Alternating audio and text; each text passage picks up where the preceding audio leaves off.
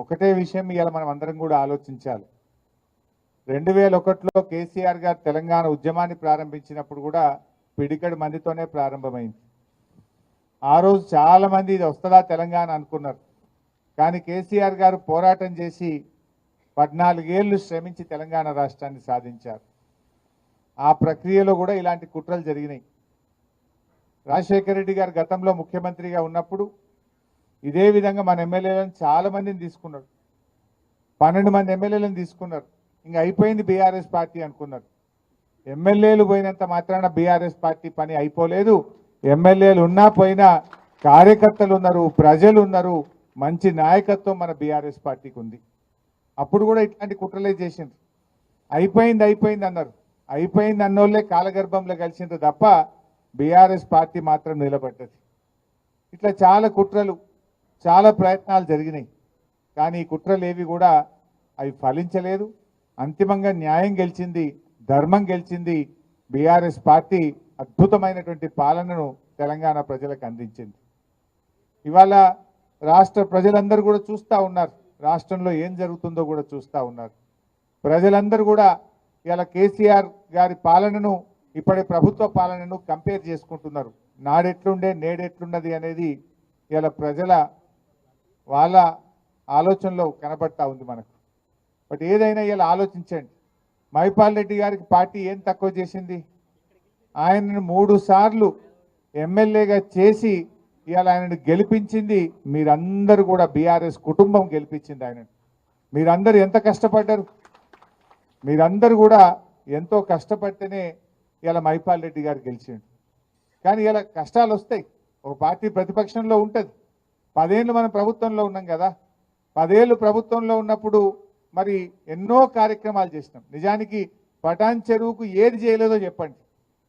ఏది అడిగితే అది పటాన్ చెరువుకు అడగడమే తడువుగా జీవోలు తెచ్చిచ్చినాం. పటాన్ చెరువుకు కొత్త మండలాలు కానీ, మన మున్సిపాలిటీలు కానీ, త్రాగునీరు కానీ, రహదారులు కానీ, అండర్ గ్రౌండ్ డ్రైనేజ్ కానీ, మార్కెట్లు కానీ, స్టేడియంలు కానీ, కాలేజీలు కానీ ఎన్నో రకాలుగా పటాన్ చెరువుకు నిధుల వరద ఒక ప్రవాహంలాగా అందించాం.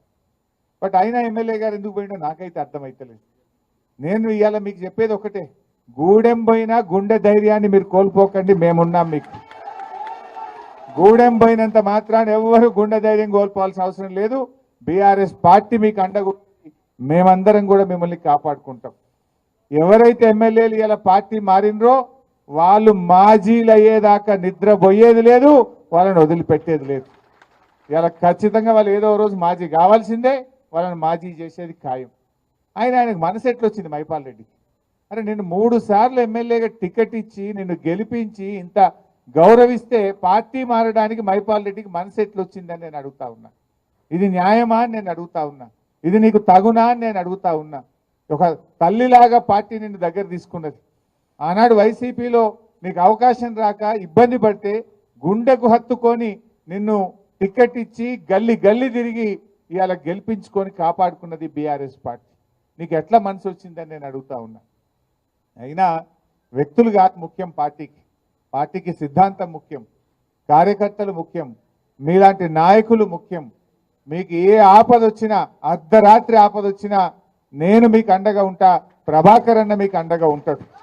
మనకు సీనియర్ నాయకులు మన గౌరవనీయులు భూపాలన్న కానీ, గౌరవనీయులు సత్యన్న కానీ, చాలా శంకరన్న కానీ ఎంతో అనుభవం ఉన్న నాయకులు మనకు ఉన్నారు. వీళ్ళందరూ కూడా మీకు నిలబడతారు. నేను కూడా ఎంత దూరం, నాకు సిద్దిపేట దూరం, పటాన్ చెరువు దగ్గర. నాకు పిలిస్తే అర్ధ గంటలు రాగలితే ఇక్కడికి, చాలా దగ్గరగా ఉంటాం. సో అందువల్ల పార్టీని పూర్తి స్థాయిలో రీబిల్డ్ చేసుకుందాం. మళ్ళీ మంచిగా కష్టపడే కార్యకర్తలకు మంచి నాయకత్వాన్ని మీ పటాన్ చెరువు నియోజకవర్గానికి అందిస్తాం. రాత్రింబవళ్ళు కష్టపడి తిరిగి పటాన్ చెరువు మీద మళ్ళీ మన ఎమ్మెల్యే గులాబీ జెండా ఎమ్మెల్యేను గెలిచేదాకా కూడా అందరం కలిసి పనిచేద్దాం. ఇవాళ మీరు ఒకటే ఆలోచించండి.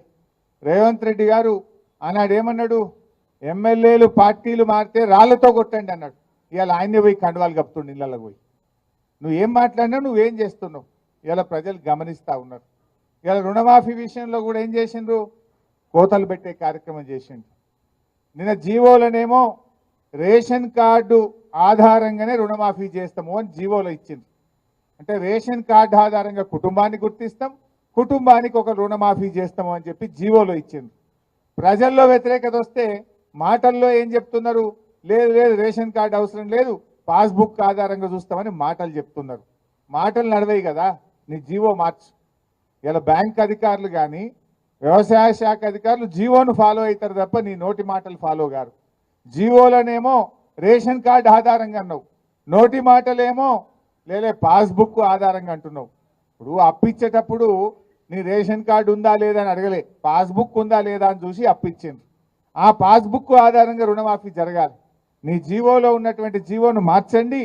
జీవోను మార్చి రేషన్ కార్డుతో కుటుంబంతో సంబంధం లేదు, పాస్బుక్ ఆధారంగా రుణమాఫీ చేస్తామని మీ నోటి మాటగా చెప్పిన మాటలు మార్చిన కొత్త జీవోలో వచ్చినప్పుడే మీరు నిజంగా రైతులకు మేలు చేసినట్టు.